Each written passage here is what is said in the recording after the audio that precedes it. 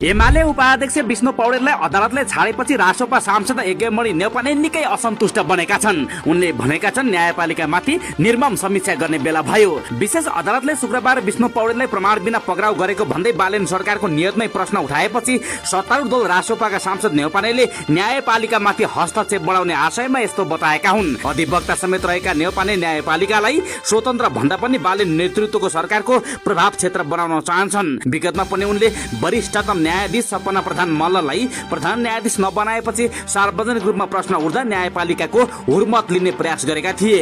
अहिले पनि बिना प्रमाण बालेन नेतृत्वको सरकारको निर्देशनमा खटिएका प्रहरीले कार्यक्रम स्थलबाटै उठाएका विष्णु पौडेललाई अदालतले प्रमाण अभावमा छाड्दा नेउपानेलाई खपिसक्नु भएको छैन।